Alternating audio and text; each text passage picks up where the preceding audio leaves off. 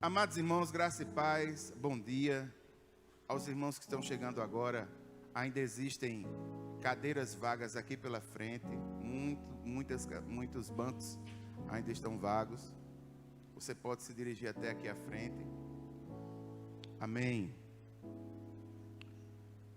Eu gostaria que você abrisse a sua Bíblia no livro de Romanos, no capítulo 8, dos versículos 18 até 25.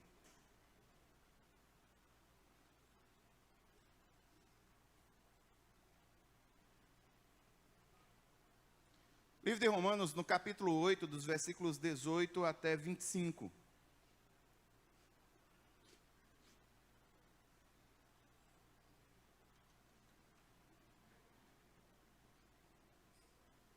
Romanos, capítulo 8, dos versículos 18 até 25.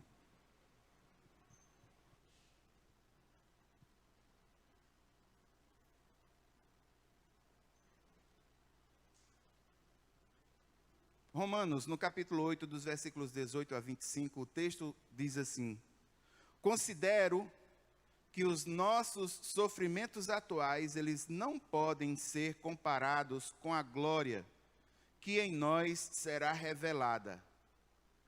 A natureza criada aguarda com grande expectativa que os filhos de Deus sejam revelados. Pois ela, a natureza criada, ela foi submetida à futilidade, não pela sua própria escolha, mas por causa da vontade daquele que a sujeitou, na esperança de que a própria natureza criada será libertada da escravidão, da decadência em que se encontra, para a gloriosa liberdade dos filhos de Deus. Versículo 22. Sabemos que toda a natureza criada geme até agora, como em dores de parto. E não só isso, mas nós mesmos, que temos os primeiros frutos do Espírito, gememos interiormente, esperando ansiosamente nossa adoção como filhos, a redenção do nosso corpo. Pois nessa esperança fomos salvos. Mas esperança que se vê não é esperança. Quem espera por aquilo que está vendo? Mas se esperamos o que ainda não vemos, aguardamo-lo pacientemente. Curve sua cabeça por um instante. Pai eterno e santo, Deus poderoso, nós queremos colocar o nosso ser nas tuas mãos e clamamos, Deus, para que o teu Santo Espírito ilumine a tua palavra em nosso coração. Nós oramos com confiança e fé no nome de Jesus. Amém. Irmãos, nesses meses de fevereiro e março, a igreja está nos cultos de domingo, através dos pastores, numa série de mensagens que segue um mote principal. Qual é o mote? Cristo vive, a esperança. Está baseado em Romanos 15, 13, e o texto diz que o Deus da esperança os encha de toda alegria e paz por sua confiança nele, para que vocês transbordem de esperança pelo poder do Espírito Santo. A ideia é que na trajetória da nossa vida, nas chamadas virtudes, nós possamos avaliar a virtude esperança em nossa vida, algo que é simplesmente excepcional e que nós precisamos fazer. Como anda a nossa esperança, levando em consideração que a caminhada e a trajetória, nossa caminhada existencial não é nada fácil. Tem sido marcada profundamente pelo pecado, o que faz com que cada dia nós nos levantemos e no linguajar mais popular, tenhamos que matar um leão por dia. Esse é um fato. E hoje, irmãos, nós temos como tema: Cristo vive, a esperança para o mundo perdido.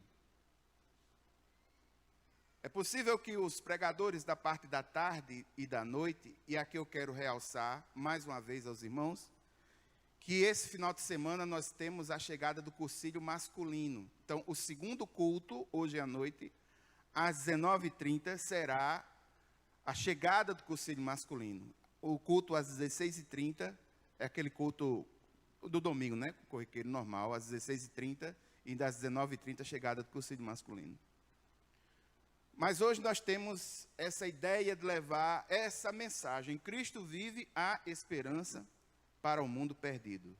Todavia, irmãos, eu gostaria de trazer essa mensagem numa ótica distinta. É possível que você nunca tenha visto, ou raramente tenha visto, a questão da esperança sendo abordada na ótica em que eu vou trazer hoje pela manhã, inclusive porque muitos de nós já temos esquecido do nosso relacionamento com o mundo criado. Muitos de nós já temos esquecido de que moramos em um planeta, que gozamos de uma natureza, de que estamos em uma terra, e que essa terra, ela sofre em virtude do pecado, e é uma terra que geme, aguardando esperançosamente a vinda do Senhor, para que seja consolidado e restaurado um novo céu e uma nova terra. Nós, como pregadores, quando chegamos ao púlpito, a ciência da homilética, que é a arte e a técnica e o relacionamento da exposição bíblica, ela nos mostra que chegamos aqui com no mínimo 6 objetivos, dos quais apenas 1 ou 2 devem ser enfocados. As mensagens aqui geralmente têm o cunho evangelístico, objetivo geral evangelístico, com objetivo no sentido de fazer com que a pessoa que ouça se perceba pecador e veja que em Cristo Jesus ele tem a solução para vencer a barreira do pecado e está face a face com Deus. A mensagem cujo objetivo geral é doutrinário é quando pregamos a palavra, nós pregamos com o objetivo claro e distinto de mostrar uma doutrina da palavra de Deus, uma doutrina e uma subdoutrina, levando a elucidação da igreja a que tome conhecimento, posse dessa doutrina, dessas convicções em seu coração. Nós também trazemos mensagens cujo cunho é pastoral ou de alento. É quando nós, através da mensagem de alento, levamos uma palavra pastoral, como um sentido de infusão, de esperança, de pastoreio, de alento, para que as pessoas possam respirar um pouquinho nesse mundo tão difícil. Existem as mensagens chamadas consagratórias ou missionárias, são aquelas mensagens em que nós pregamos com o objetivo de que a pessoa reflita sobre o reino de Deus e possa entregar algo ou até a si mesmo para ser profundamente empregado nessa obra. Mas hoje eu gostaria de trazer uma mensagem que ainda existe a mensagem devocional, que é aquela mensagem que a gente leva à compreensão das necessidades das disciplinas espirituais, Bíblia, oração, uso e desfruto dos dons espirituais, a dinâmica do reino. Mas hoje eu gostaria de trazer uma mensagem cujo objetivo geral é ético, fazendo raciocinar sobre o nosso relacionamento, nosso comportamento qualificativo do ponto de vista do bem e do mal, sobretudo no nosso relacionamento com a natureza que nos cerca. Eu gostaria que você observasse aí o texto que você leu. Ele faz alusão, no mínimo 4 vezes, a uma frase. A frase é a natureza criada. Ela faz uso dessa expressão de forma direta 3 vezes e o faz de forma indireta através de um pronome, ele. O mundo criado. O mundo criado geme. O mundo criado sofre.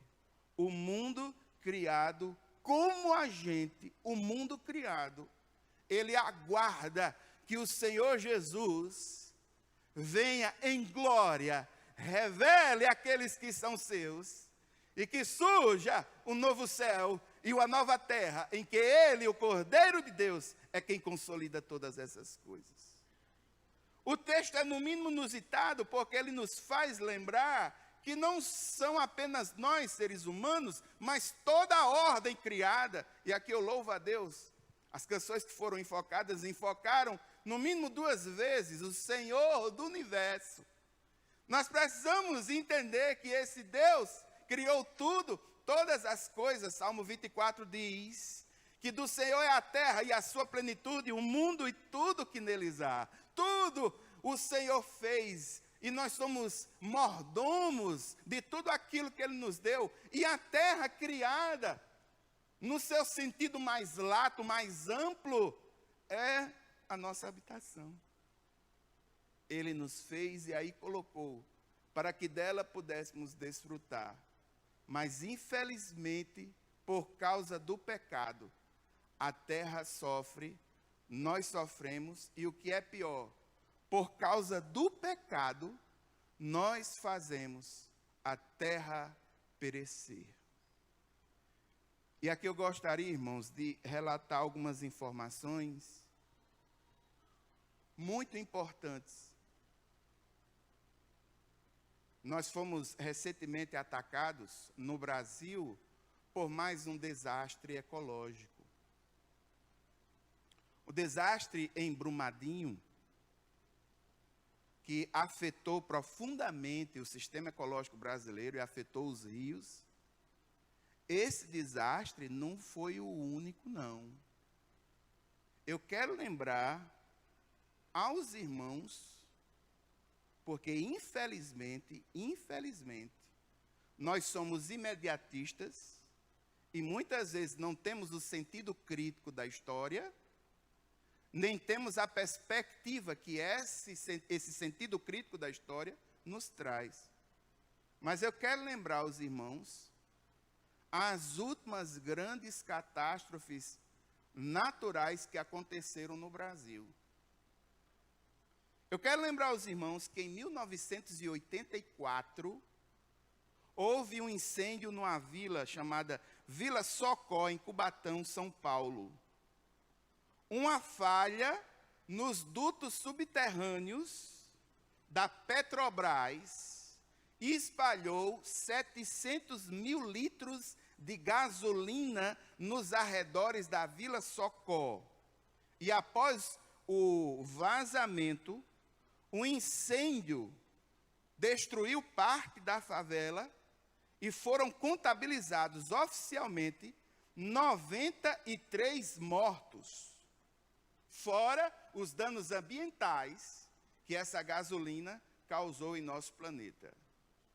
Quero lembrar aos irmãos que no ano de 1987, um dos crimes contra o planeta mais bárbaros e sérios ocorreu aqui no Brasil, quando em setembro de 1987, uma das mais graves exposições à radiação ocorreu em Goiânia, Goiás, por meio da contaminação de um material radioativo chamado Césio-137. Na ocasião, catadores de lixo arrombaram um aparelho radiológico nos escombros de um antigo hospital e encontraram um pó branco que emitia uma luminosidade azul. Os catadores desse material radioativo e outros pontos da cidade foram contaminados e outras pessoas também foram contaminadas, além da água, do solo e do ar. Pelo menos 4 pessoas morreram devido à exposição direta e centenas de pessoas até hoje sofrem e desenvolvem doenças ligadas ao câncer. Em 1996, a Justiça condenou por homicídio culposo 3 sócios e um funcionário do hospital abandonado, e a pena foi de 3 anos e 2 meses. 3 anos e 2 meses de prisão. Mas esses 3 anos e 2 meses, no nosso belíssimo sistema penal brasileiro, foram transformados em prestações de serviços voluntários e cestas básicas. Eu quero lembrar aos irmãos que no ano de 2000, o vazamento da rua, um vazamento de óleo na Baía da Guanabara, O IBAMA aplicou ali multas à Petrobras no valor de 50 milhões e outra de 1,5 milhão, após o vazamento de 1,3 milhões de óleo na Baía da Guanabara. Um acidente oriundo de um navio petroleiro, um vazamento, causou morte da fauna local e poluiu o solo e vários municípios, como, por exemplo, o município de Magé. Eu quero lembrar aos irmãos que ainda no ano de 2000, houve um vazamento de óleo em Araucária, e o IBAMA também aplicou multas à Petrobras no valor de 168 milhões, mais 4 milhões de litros de óleo da refinaria Presidente Getúlio Vargas foram despejados no mundo. Quero lembrar aos irmãos que em 2003, em Cataguases, houve mais um vazamento. A barragem de celulose de Cataguases, um vazamento de 520 mil metros cúbicos de compostos orgânicos de resíduos misturados com soda cáustica, atingiram os rios Pomba e Paraíba do Sul, originando prejuízos ao ecossistema e à população ribeirinha, que teve o abastecimento de água interrompido. O incidente também afetou áreas no estado do Rio de Janeiro e o IBAMA aplicou multa de 50 milhões para essa indústria, a indústria Cataguases de papel. Quero lembrar os irmãos que no ano 2007 houve um rompimento da barragem em Miraí, uma mineradora, a mineração na região de Miraí, em Minas Gerais, com vazamento de 2,3 milhões de metros cúbicos de água e argila com bauxita. O órgão estadual aplicou uma multa de 75 milhões à empresa. Eu lembro aos irmãos que em 2011, Petrópolis, região serrana do Rio de Janeiro, em decorrência do elevadíssimo nível das chuvas, uma série de deslizamentos, enxurradas, destruíram casas, mataram pessoas. Quero lembrar a cifra da morte para os irmãos. Aproximadamente 800 pessoas. A nossa memória é muito curta, não é? Quero lembrar aos irmãos que em 2011 houve um vazamento de óleo na bacia de Campos. 3,7 milhões de óleo foram derramados. 95 milhões foi a multa. Ninguém preso, como sempre. Quero lembrar aos irmãos que em 2015, a barragem de Mariana, ela foi rompida, assim como a de Brumadinho. Irmãos, só no estado de Minas Gerais, nos últimos 14 anos, ocorreram problemas com barragens. Em Brumadinho, Rio Verde, Nova Lima, Miraí, Herculano, Itabrito. De acordo com os repórteres, existe uma lista crítica de 10 barragens que sofrem e que a qualquer momento podem desenvolver um problema tal qual foi o problema de Brumadinho recentemente. E eu lembro aos irmãos que nem Brumadinho, nem Mariana estão nessa lista. Nem Brumadinho, nem Mariana estão nessa lista. Agora, no ano de 2017, esse final de ano, começo de ano, agora nós tivemos essa terrível tragédia. Por que é que a gente não se comove mais? Por que é que nós não temos mais essa ligação tão profunda com a realidade da terra? Irmãos, é simples explicar. No seu sentido genérico e mais amplo, a questão do pecado. No seu sentido mais específico, a nossa rotina e o nosso ritmo de vida. Nós vivemos em casas confortáveis, vamos a ambientes com ar-condicionados, entramos no carro e nós vamos por ruas que são pavimentadas, a nossa energia elétrica e o nosso ritmo, o nosso jeito de viver, faz com que a gente não tenha mais uma ligação ou uma aproximação com a natureza, com a ordem criada. Nós estamos numa selva de pedras. Essa selva de pedras, ela é confortável, e além de confortável, se a gente tem uma plantinha ali para ajeitar ali o cantinho lá do terraço, ou algum verdezinho para enfeitar a paisagem, para muitos de nós está muito bem. Nós não temos, nós somos seres que perdemos a nossa ligação com aquele do qual o Senhor, em tese, utiliza para que fôssemos feitos. Quero lembrar aos irmãos que a teologia mostra de forma muito clara a nossa ligação profunda com a terra, porque o homem ele não foi feito ex nihilo, ou seja, Deus precisou de alguma coisa em tese para compor o homem. E nós fomos feitos do pó da terra, para mostrar a nossa profunda ligação com a terra e com a ordem criada. Uma ligação que paulatinamente, dia após dia, nós vamos nos distanciando, vamos simplesmente apreciando a natureza que está no Canadá, através da internet, e isso já nos traz contentamento. Vamos apreciando os animais no fundo do mar, por algum tipo de documentário na Discovery Channel.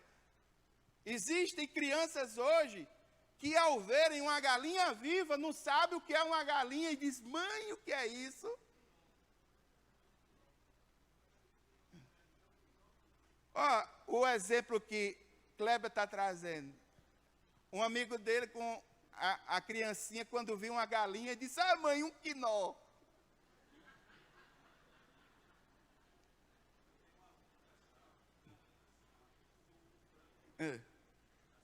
Olha só o relato de um professor me dizendo que tem um aluno que achava que a galinha dava em árvore.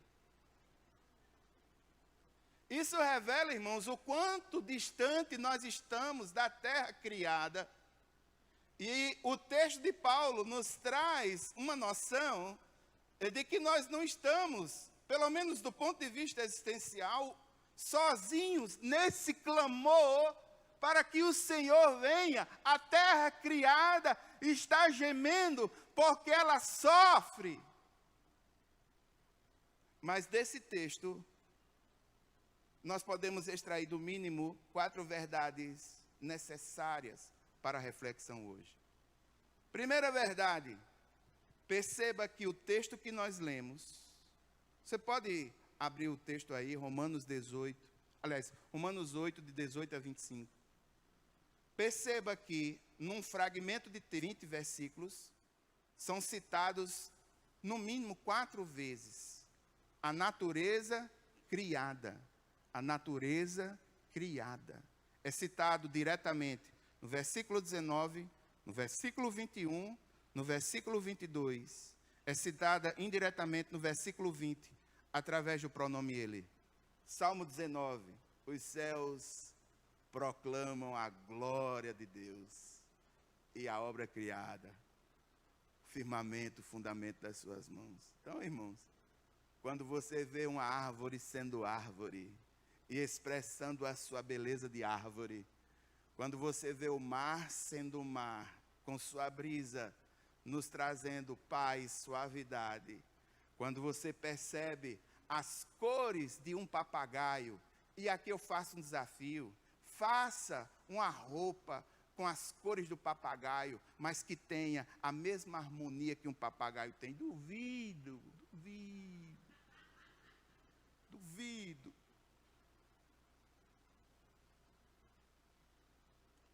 Quando a gente olha para a natureza, irmãos, nós desaprendemos a olhar para a natureza e ter essa natureza como uma fonte inspirativa para a nossa vida. Nós nos contentamos com o mundo irreal, rasteiro, semifictício das redes sociais e nos alegramos em perder tempo com isso, onde aquilo que de fato é essencial e que mostra o aspecto da vida, uma vida que louva a Deus pelo fato de serem o que são, num sistema ordeiro, bonito, um ecossistema bem feito, é lindo, a harmonia, as coisas, o funcionamento, tudo perfeito. Só um Deus poderoso poderia fazer algo assim. Isso, no mínimo, deveria nos inspirar a olhar para esse Deus. Isso, no mínimo, deveria calar os cientistas que promovem teorias como o Big Bang, por exemplo. A teoria do Big Bang é muito invocada. A teoria do Big Bang é uma espécie de uma explosão que, em tese, gera tudo aquilo que hoje nós temos. É como se numa rua viesse um carro cheio de ovo, massa de maisena, açúcar, e um outro carro viesse água e óleo, e os dois carros, quando batesse um com o outro, davam uma explosão, aí saía um bocado de bolo. A ideia do Big Bang, para mim, soa assim. A ideia que de uma explosão casuística, algo que não tem intencionalidade, cria uma ordem tão perfeita quanto a ordem que nós vivemos hoje. Como teoria a respeito quem criou, deve ter estudado. Porque o cara que cria um troço desse, ele tem que estudar. E ele tem que mostrar isso com muita seriedade, né? Mas para mim, de uma forma simples, eu não consigo enxergar isso. Me perdoe a ciência que vive da observação.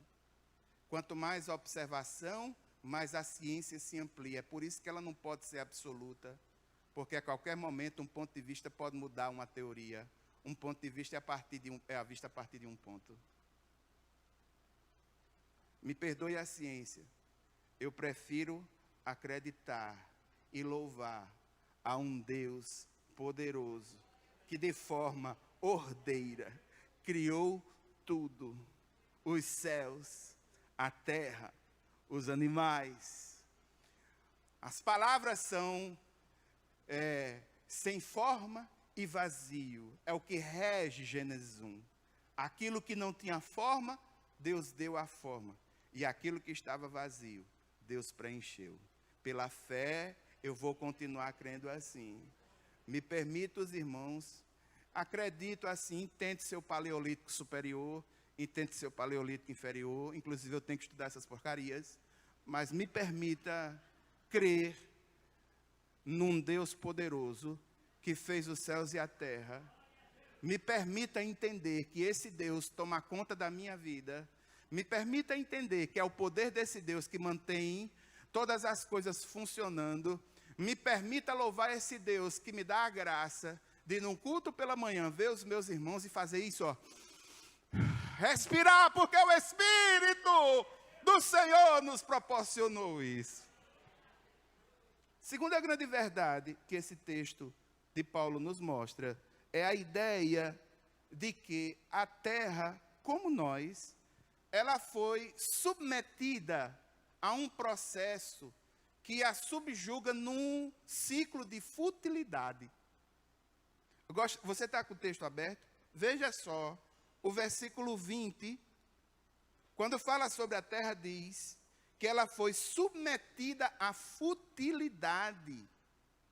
Não pela sua própria escolha, mas por causa daquele que a sujeitou. Ou seja, a terra foi submetida a um jugo de escravidão. Esse jugo de escravidão, cuja base profunda em gênero é o pecado, fez com que essa terra atenda a motivos, a questões que são qualificadas por Paulo como coisas fúteis. Coisas banais, fúteis.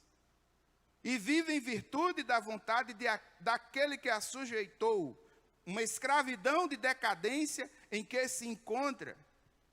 É por isso, irmãos, por causa do pecado, que nós vivemos em um mundo onde o amor ao dinheiro é a raiz de toda sorte de males. E é por amor ao dinheiro que empresas fabricam coisas que denigrem o sistema ecológico. É por amor ao dinheiro que fiscais fazem vistas grossas quando vão fazer fiscalizações necessárias em lugares públicos. É por amor ao dinheiro que juízes no Brasil são comprados numa máfia de toga terrível, inatingível, que ninguém consegue romper. É por amor ao dinheiro que não existe uma legislação protetora, porque o lobby dessas empresas carcomeia, ela acaba com todo e qualquer senso moral protetivo ao planeta. Só que tem uma coisa: nós estamos destruindo o lugar onde a gente vive. É por questões teológicas que muitos de nós, inclusive, uma visão distorcida de uma doutrina esquecida da igreja, chamada mordomia cristã, nos esquecemos que somos mordomos daquilo que Deus nos deu. E por nos esquecermos que somos mordomos daquilo que o Senhor nos deu, nós esquecemos que o Senhor nos deu a terra para cuidarmos dela. Mas há quem teologicamente diga: vai ter um novo céu, uma nova terra mesmo, então me importar com essa para quê?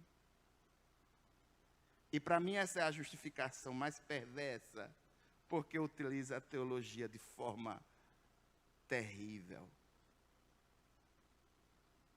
Mas, irmãos, nós precisamos ter uma visão mais profunda e ampla sobre essas questões. E assim como as questões sociais, a igreja ela não pode cruzar os braços diante das questões ecológicas. A natureza como nós sofre. O mundo sofre. Os rios sofrem.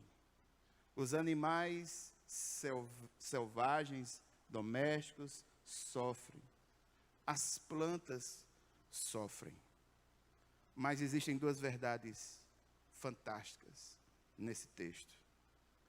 Eles estão solidários conosco. Sabe em que sentido?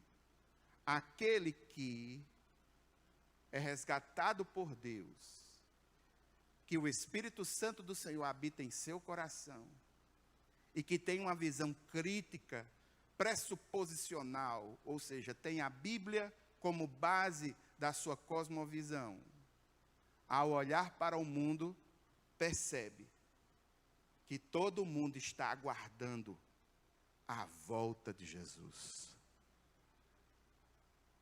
A revelação dos filhos de Deus, a segunda vinda de Jesus, é a restauração plena de tudo e de todas as coisas.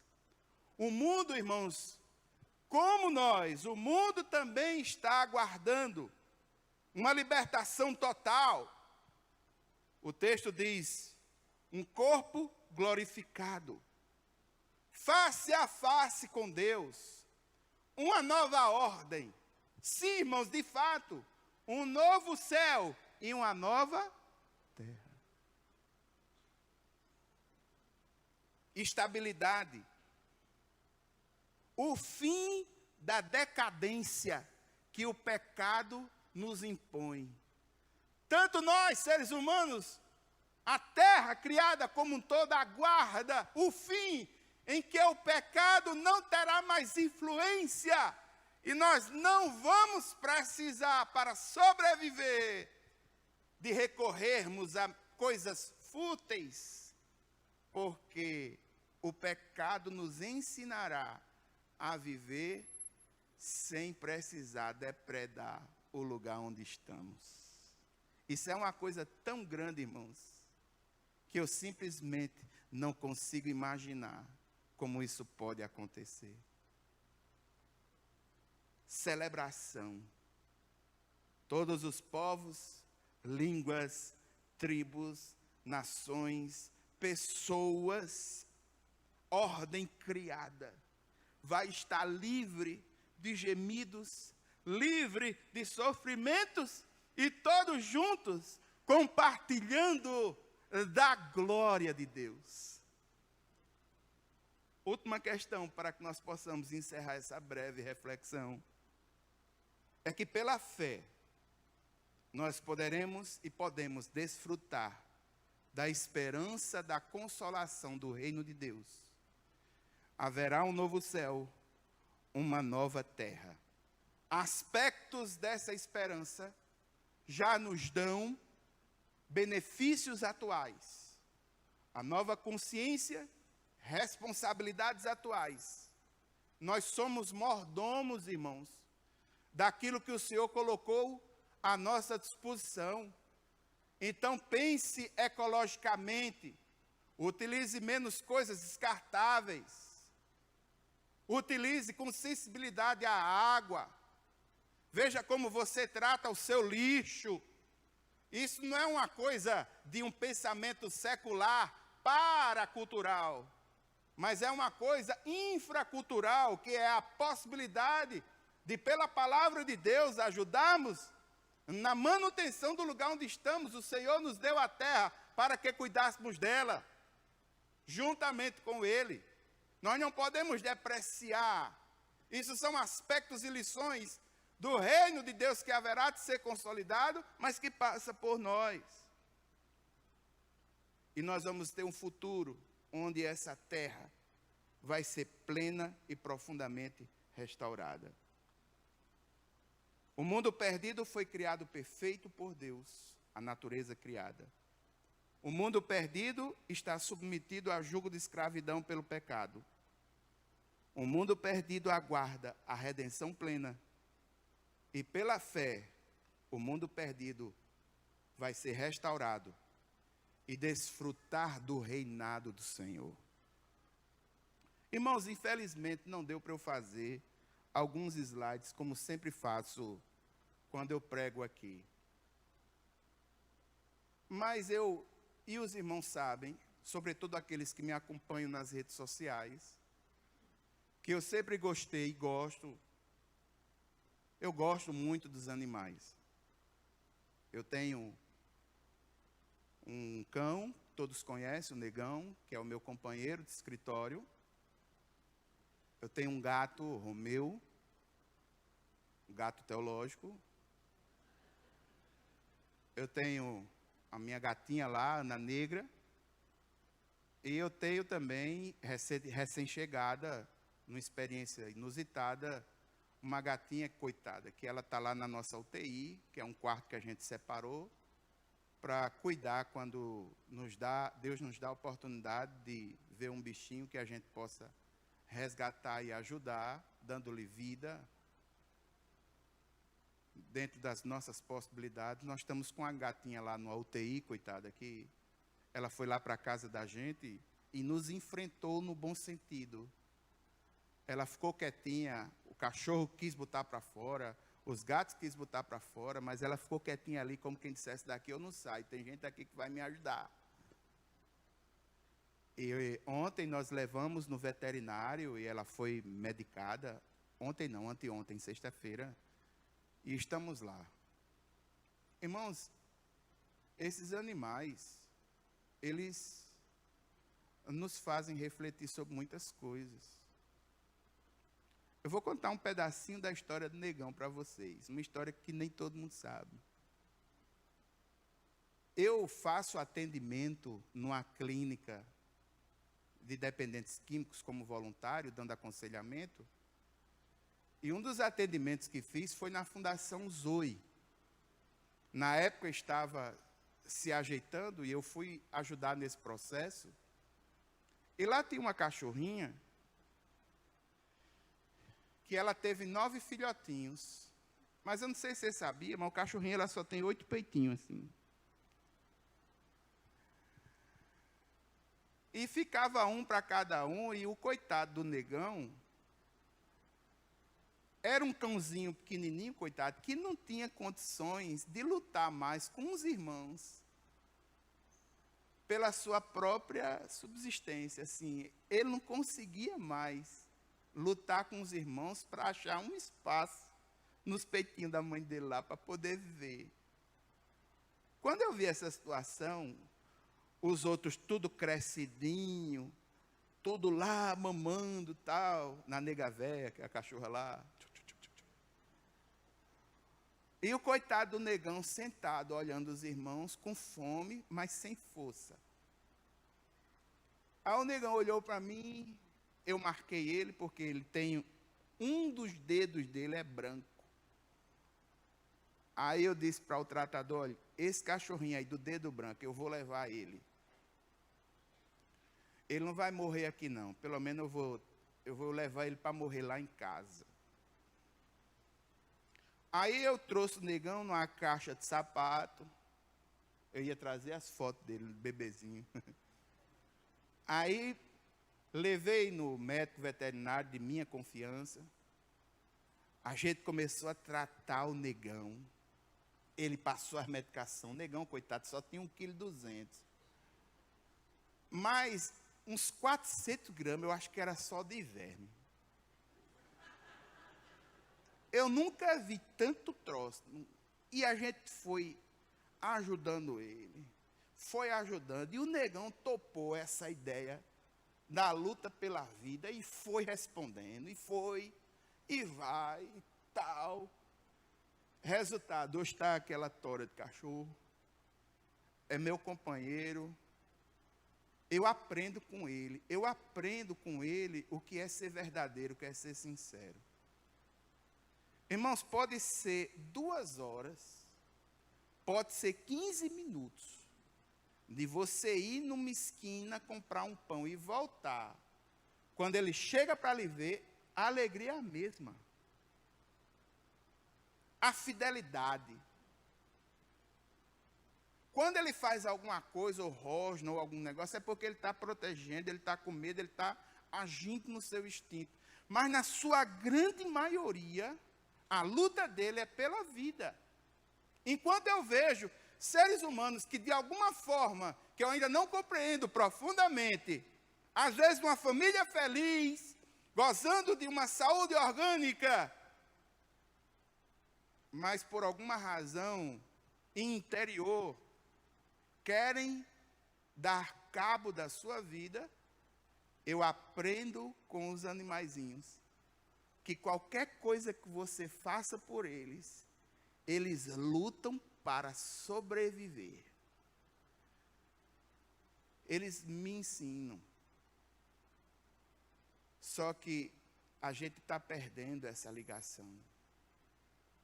As rotinas do dia a dia da vida nos embotaram de tal forma que nós perdemos a sensibilidade ecológica. Perdemos a sensibilidade de que nós estamos no mundo, que nós precisamos de água para sobreviver.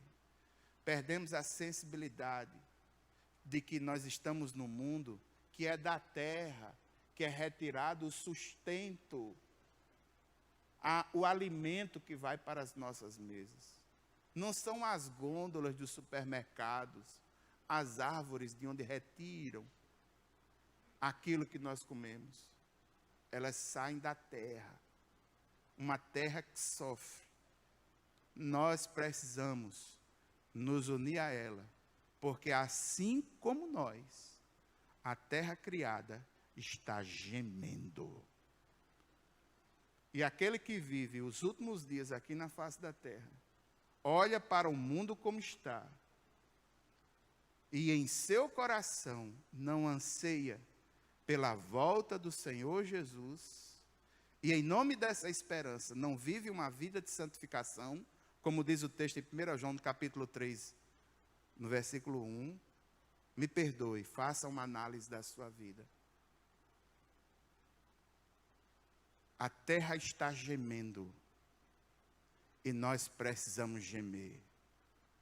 Nós precisamos nos unir com ela, para cuidar dela como mordomos, mas para clamar: ora vem, Senhor Jesus. Eu gostaria, irmãos, de orar de uma forma muito específica. Me perdoe, não vou orar pelas suas demandas, não vou orar pela sua causa. Eu vou orar por duas questões. Em primeiro lugar, eu vou orar pelo esse último episódio recente de Brumadinho. Ainda existem famílias que não obtiveram os corpos dos seus familiares para poderem enterrar e podem sofrer, muitos deles, de luto continuado. E me perdoe a franqueza também, irmãos, eu não acredito nas instituições humanas. Acredito assim, muito de pouquinho. Eu acredito na justiça que vem do Senhor. E eu vou clamar para que o Senhor intervenha na causa com justiça. E Ele utiliza o que Ele quiser utilizar, porque Ele é soberano e Ele é Deus. Mas eu vou clamar para que a gente possa ver os mecanismos de fiscalização funcionando. Que a gente possa ver a justiça funcionando como deve funcionar. E que as pessoas que recebem culpas objetivas, que elas possam ser punidas na proporção exata do dano que causaram. Isso é justiça. E no meu ver, nas atuais circunstâncias, só Deus é quem pode executar uma justiça nesse nível, nesse plano. Curve sua cabeça por um instante, vamos orar. Pai eterno e santo, Deus poderoso, eu quero te pedir, Deus, no nome de Jesus, nesse momento, pelas famílias dessa última tragédia ecológica do nosso país, lá em Brumadinho. Meu Deus, meu Pai, ser com essas famílias que estão sofrendo a indecisão de uma justiça que bate cabeça de um lado para o outro, não sabe definir, uma justiça que não pune efetivamente como deveria punir. Meu Deus, meu Pai, esse clamor por justiça, colocamos diante do Senhor também, te pedimos, Pai, entra com provisão nessa causa. Meu Deus, meu Pai, eu quero clamar, Senhor, pelo Teu poder, para que nós possamos ser protegidos das coisas tóxicas que foram lançadas ali, que está afetando os rios, e que vão afetar muitas cidades, não é só a cidade dali não, vai chegar inclusive até aqui, por causa do Rio São Francisco. Uma alteração químico-biológica profunda, causada pelo egoísmo humano. E por último, Pai, o meu ser clama como a natureza criada. Senhor, vem buscar, estabelece o Teu reino, seja feita a Tua vontade, assim na terra como no céu. Pai, estabelece o Teu reino, vem buscar a Tua igreja, Cordeiro de Deus que tira o pecado do mundo. O mundo está se acabando, a natureza criada geme, e nós nos gemimos com ela, nos unimos com ela. Senhor, esse sofrimento um dia terá fim, esse fim é com a Tua vinda, e é essa esperança que nos faz viver. Pai, toma conta de nós, a esperança para o mundo perdido, e essa esperança és Tu, Senhor. Deus eterno, muito obrigado. Nós oramos no nome de Jesus.